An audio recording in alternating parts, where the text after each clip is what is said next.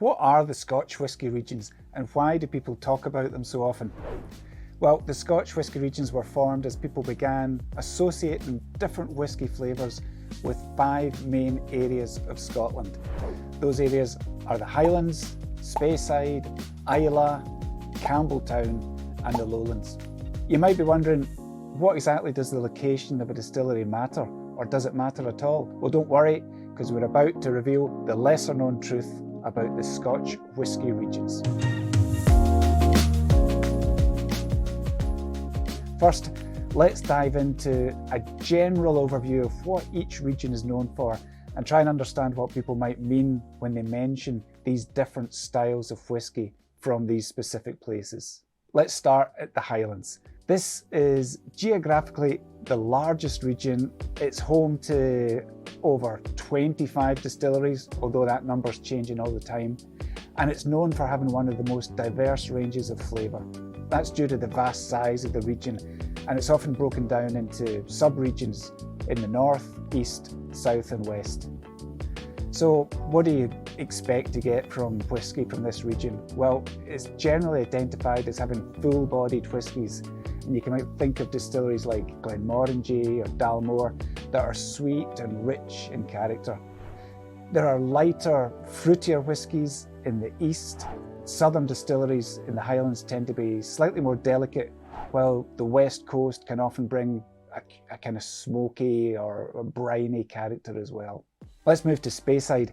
It's the kind of whisky mecca for Scotland. It's by far the most densely populated whisky region, with over 60 distilleries packed into a relatively small area. In fact, Speyside makes over a third of Scotland's distillery count and produces around half of all Scotch. This region also is home to some of the world's most famous Scotch whiskies, such as Glenfiddich, Macallan and Glenlivet, worldwide famous names. And although Speyside hosts a wide range of flavours, it's most famous for its sweet, rich expressions, generally with very little peat, making it a great starting point for people early on in their whisky journey. Let's move to the famous island of Islay. Venturing onto these rugged shores, this region, this island, is renowned for its robust, smoky character. The flavours from Islay tend to be slightly more refined to those who crave peaty, smoky and briny expressions in their dram, with distilleries like Laphroaig and Ardbeg being iconic for their distinctive styles. There's now 9 working distilleries packed onto the island, with more on the way, so it's become a real hotspot for whisky fans around the world. Further down Scotland's west coast is Campbelltown. It's an interesting place. It was once host to over 34 distilleries and it was known as Whiskyopolis in its day. Now it only has 3 working distilleries, Springbank, Glen Scotia and Glengyle, but there are more on their way. There was a really dramatic decline in numbers, and that came about for a number of reasons. In the mid-1800s, an improvement in transport links to the north, particularly with the train lines, they encouraged more business in Speyside, and Campbelltown suffered. They also began to focus on mass production instead of quality, and that led to a lower standard in the product and a decline in sales. In terms of flavour, these distilleries produce very different whiskies from one another, and even possibly there's sometimes a bit of Irish influence. It's not far away across the water, where there's the use of triple distillation in some cases in Campbelltown. Lastly, let's head down south to the Lowlands, which is renowned for light, grassy, floral style whiskies. This region covers all the way from the borders to just south of Edinburgh and Glasgow, and it's the second largest region for whisky. Despite having a relatively small number of distilleries compared to its geographical size, the Lowlands has been one of the fastest growing locations for Scotch whisky, with many new distilleries popping up around Scotland's central belt. This offers a great chance for tourists to visit a Scotch whisky distillery without travelling north or travelling too far from Edinburgh or Glasgow as well now. These new players also defy the perceived regional flavour profiles by showcasing a real variety of whisky characters that are available across a region that's said to produce delicate whiskies.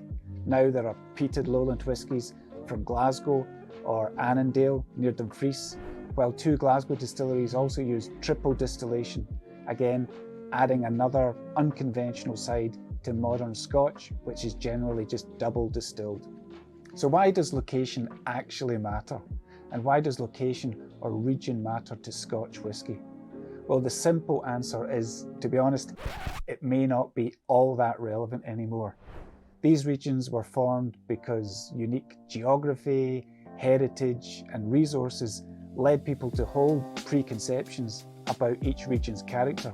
It actually wasn't until 2009, it was that recently, that any legal definitions became clear.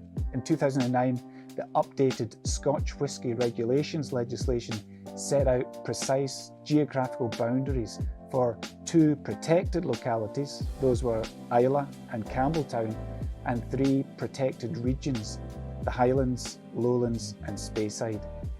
That means simply that only the distilleries within each of these areas could then use the region's name on their labels, nothing more than that. The truth is really, although these regions certainly have a historical relevance, modern distilleries have the freedom to produce like any characteristic they want. And although there are very broad characteristics that you tend to find in different areas across Scotland, the Scotch regions are to some extent less relevant in today's whisky landscape. Distilleries now have the resources and the freedom to pursue really whatever character they like, no matter what corner of the country they're based in. It could be a peated whisky from Ben Romach in Speyside, or a non-peated Bunnahabhain from Islay, which is, as we've said, is a very whether it's a peated Ben Romach from Speyside or the non-peated Bunnahabhain from Islay, the flavour of each whisky is really down to the unique distillation and the maturation journey each bottle has undergone. You can find other examples that make you realise how arbitrary some of the talk of regions is. On Arran now, for example, you've got 2 distilleries in the island.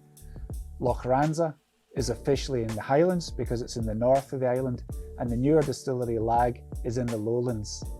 Loch Lomond is another example. It's pretty much on the fault line between the Highlands and the Lowlands, but classifies itself as a Highland distillery. And Glengoyne famously distills its whisky in the Highlands and matures it across the road in warehouses that are officially in the Lowlands. Does it make any difference to the character of the whisky? That's up to you to judge. From the Society's point of view, we don't really talk about regions because our whisky comes from single casks, and that means that even from one distillery, different bottlings can have very, very different characters. Also, some distilleries run a peated production and an unpeated production at different times of the year. Bunnahabhain's another example of that, and there are other distilleries that do the same thing. So you've really got to approach it with an open mind and see what you like, more than thinking about it's going to have a certain character because it comes from a certain region. We don't talk about distilleries specifically at the Society, but this is a good example because it's a Speysider, so you might think it's one of these lighter, fruitier, honeyed whiskies that we associate with Speyside, but in this case, from Distillery 137, it's actually a peated malt. So just take it all with a pinch of salt. There are so many variables in both distillation and maturation that there really is an endless number of flavours to be explored. If you'd like us to make a video on the fascinating impact of casks, then please leave a comment and let us know down below. Cheers.